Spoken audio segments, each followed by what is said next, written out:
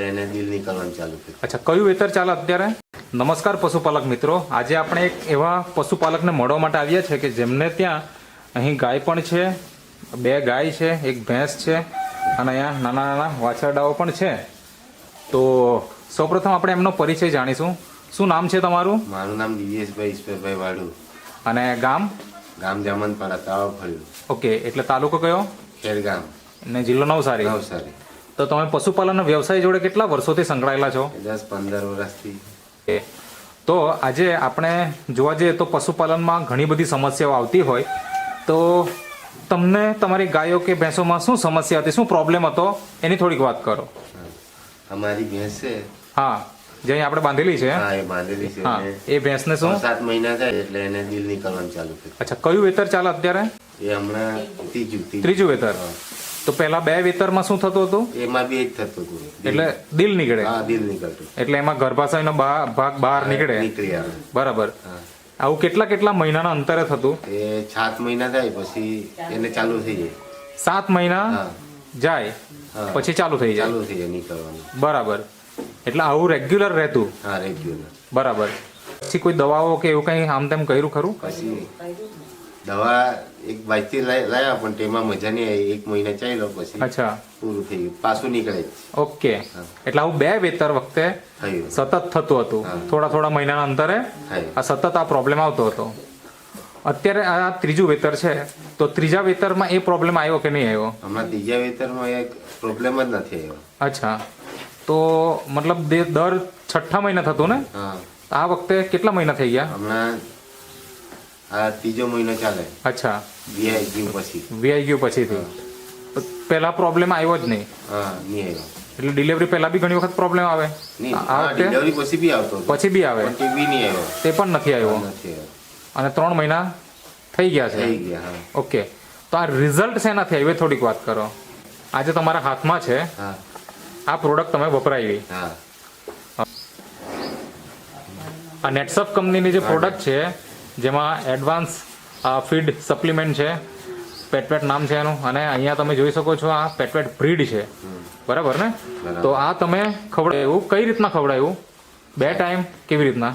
3 time સાહેબ આપેલું. 3 time? આ પાવડર છે આ? હા, પાવડર રોજ આપીએ. હા, ને આ 3 દિવસ સુધી આપવાનું.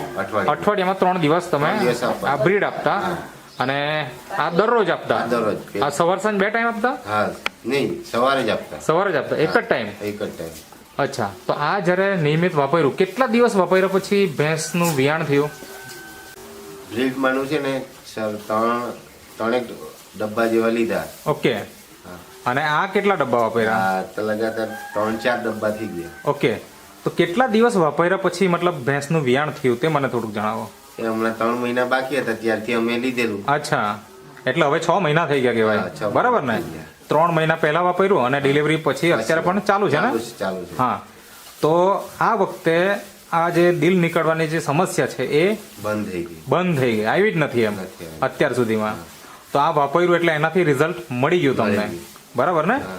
તો આ તો એમને વપરાયું, પછી એમની સાથે સાથે બીજે કોને વપરાયું? પછી આ ગાય લોકોને. અચ્છા, એટલે બંને ગાયોને વપરાવો છો? હા, બંને ગાય. અચ્છા, તો એમાં શું પ્રોબ્લેમ હતો? એને દૂધ ઓછું હતું, પહેલા જ વેતરમાં હતું ને એટલે આ જે અત્યારે અહીંયા ગાય જે છે, આનું પહેલું જ વેતર છે કે? આનું પહેલું જ વેતર. ઓકે. આ બી પહેલી વેતર. અને આ બી પહેલું વેતર છે? બંનેનું પહેલું જ વેતર છે. તો એમાં શું સમસ્યા આવી? એમાં પહેલા કેતા નીકળશે વધારે, 3-4 લીટરની. એટલે ઘરની જ ગાય છે કે વેચાતી લાવ્યો હતો? વેચાતી લાવે. અચ્છા, એટલે ત્યાં શું કીધેલું, કેટલું નીકળશે એમ? 6-7 લીટર નીકળે પણ અચ્છા. નીકળ્યું નહીં, 3 લીટર નીકળ્યું. 3 લીટર એક ટાઈમ? હા, એક ટાઈમ. એટલે 2 ટાઈમ કેટલું થાય? 6 લીટર. 6 લીટર એટલે થતું. આખો દિવસનું 6 લીટર એક ગાયનું નીકળે.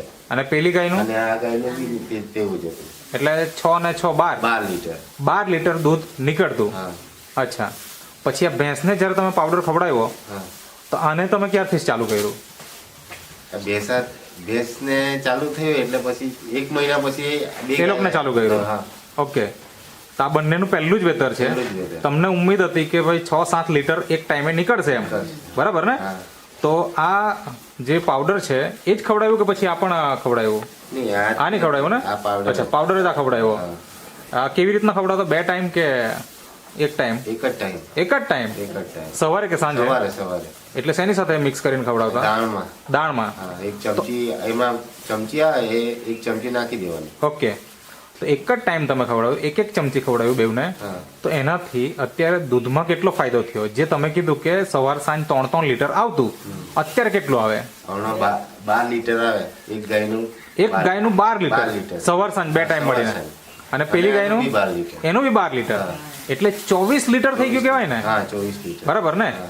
જે પહેલા કેટલું આવતું હતું 12 લીટર હા. તો આમ જોવા જઈએ તો ડબલ Double. ઉત્પાદન થઈ ગયું હા.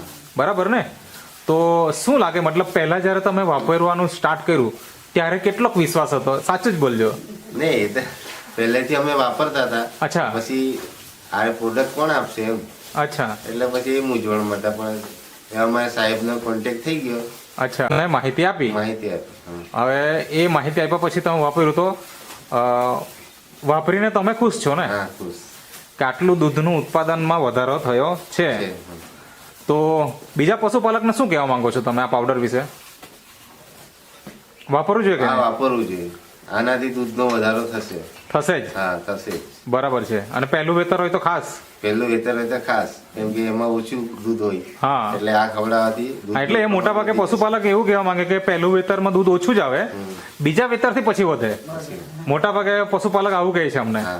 તો અહીંયા તો આપણે પહેલા વેતરમાં ઓછું જ આવતું હતું અને પાવડર ચાલુ કર્યો એટલે દૂધનો વધારો થઈ ગયો ઓલમોસ્ટ ડબલ થઈ ગયું બરાબર ને હા.